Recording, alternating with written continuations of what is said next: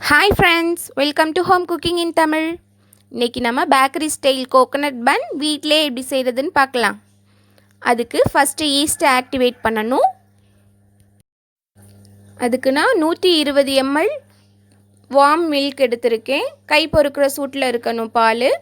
அதில் 2 table spoon அளவு east, 3 table spoon அளவு சுகர் சேர்த்து நல்லா மிக்ஸ் பண்ணி அதை ஒரு 1/4 மணி நேரம் அப்படியே விட்டுறணும். இப்போ 1/4 மணி நேரம் ஆச்சு, ஈஸ்ட்டு நல்லா பொங்கி வந்துருச்சு. இப்போ எடுத்து வச்சுருக்க ஈஸ்ட்டை உள்ளே சேர்த்துக்கலாம். அதோட ஒரு முட்டை, 1/4 டீஸ்பூன் அளவு உப்பு சேர்த்துக்கிடுவோம். அதோட ஒரு 5லேருந்து 6 டேபிள் ஸ்பூன் வரையும் சுகர் சேர்த்துக்கலாம். உங்களுக்கு அதிகமாக வேணுன்னா அதிகமாக சேர்த்துக்கோங்க. நான் இன்றைக்கி 3 டேபிள் ஸ்பூன் சேர்த்துருக்கேன். சேர்த்து நல்லா மிக்ஸ் பண்ணிக்கிடலாம்.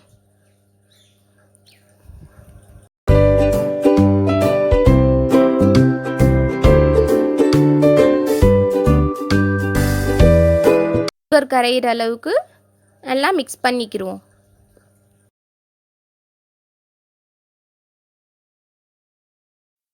இந்த கப்பில் 1/2 கப் அளவு மைதா மாவு எடுத்திருக்கேன். கிராம் கணக்கில் சொல்லணும்னா 250 கிராம் மைதா எடுத்திருக்கேன். 1/4 கிலோ அளவு. நான் சொன்ன அளவுகள் 1/4 கிலோவுக்கு கரெக்டாக இருக்கும். இப்போ நல்லா பரோட்டாவுக்கு பிசைகிறது மாதிரி மாவை பிசைஞ்சு எடுத்துக்கலாம். இந்த மாவு கையில் ஒட்டிக்கிட்டு தான் ஃப்ரெண்ட்ஸ் இருக்கும், அதனால் ஒன்றும் பிரச்சனை இல்லை. இப்போ நல்லா பிசைஞ்சு எடுத்தாச்சு. இது மேலே ஒரு 1/2 டேபிள் ஸ்பூன் ஆயில் சேர்த்துக்குருவோம். சேர்த்து நல்லா மிக்ஸ் பண்ணி ஒரு ஏர்டைட் பாக்ஸில் போட்டு ஒரு 3லேருந்து 4 மணி நேரம் வரையும் அப்படியே விட்டுடலாம் ஃப்ரெண்ட்ஸ். அப்போ தான் அது நல்லா உப்பி வரும். இப்போ உள்ளே வைக்கிற ஸ்டஃபிங் ரெடி பண்ணிடலாம். அதுக்கு நான் ஒரு மூடி தேங்காவை இந்த மாதிரி இந்த கிரேட்டரில் வச்சு துருவி எடுத்து வச்சுருக்கேன். அதோட ஒரு 6லேருந்து 7 ஸ்பூன் அளவு சுகரை 2 ஏலக்காய் சேர்த்து பொடி பண்ணி வச்சுருக்கேன். அதோட ஒரு 4 டேபிள் ஸ்பூன் அளவு டியூட்டி ஃப்ரூட்டி சேர்த்துருக்கேன். இப்போ எல்லாத்தையும் நல்லா மிக்ஸ் பண்ணிக்கிடுவோம்.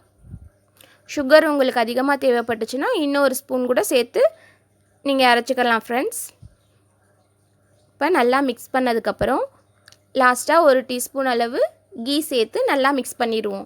அது சாப்பிடையில் அந்த ஃப்ளேவர் நல்லாவே ரொம்பவே சூப்பராக இருக்கும்.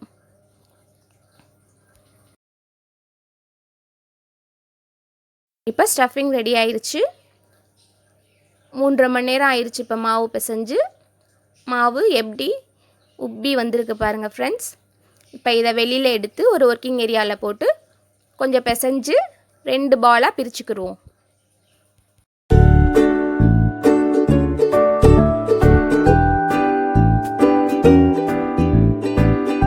ரெண்டாக பிரித்தாச்சு.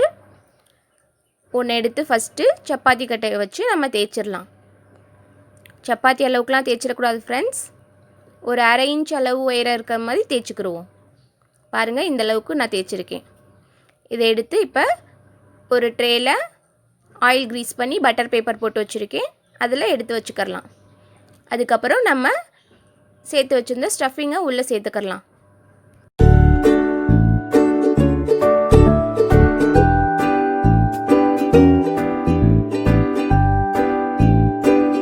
ஸ்டஃபிங்கை இந்த மாதிரி நல்லா பரத்தி விட்டு இன்னொரு பால் தேய்ச்சி வச்சுருக்கதையும் இப்போ மேலே வச்சு நல்லா ஓரங்களை அமுத்தி விட்டுக்குருவோம் ஃப்ரெண்ட்ஸ்.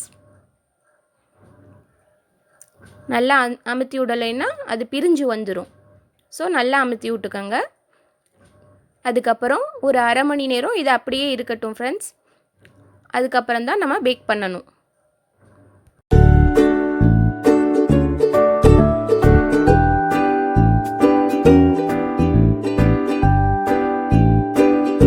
இப்போ 1/2 மணி நேரம் ஆயாச்சு.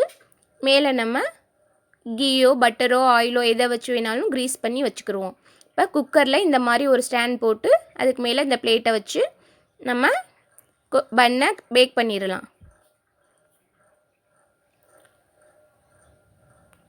குக்கரை க்ளோஸ் பண்ணி ஒரு 45லேருந்து 50 நிமிஷம் ஆகும் ஃப்ரெண்ட்ஸ். அதுக்கப்புறம் குக்கரை ஓப்பன் பண்ணி பார்க்கலாம். இப்போ குக்கர் ஓப்பன் பண்ணலாம். பன்னு நல்லா ரெடி ஆயிடுச்சு ஃப்ரெண்ட்ஸ். இதை வெளியில் எடுத்து எப்படி இருக்குன்னு உங்களுக்கு காமிக்கிறேன் பாருங்கள்.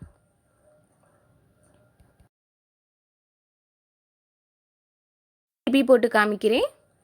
கீழெல்லாம் நல்லா செவந்து வந்திருக்கு. பாருங்கள் எவ்வளோ சாஃப்டாக வந்திருக்குன்னு. இதை கட் பண்ணி காமிக்கிறேன் இப்போ உங்களுக்கு.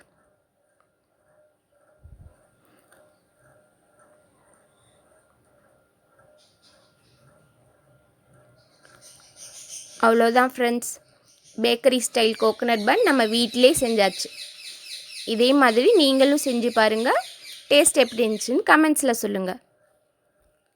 இந்த வீடியோ உங்களுக்கு பிடிச்சிருந்தா லைக் பண்ணுங்கள், ஷேர் பண்ணுங்கள், மறக்காமல் சப்ஸ்கிரைப் பண்ணுங்கள். தேங்க்யூ.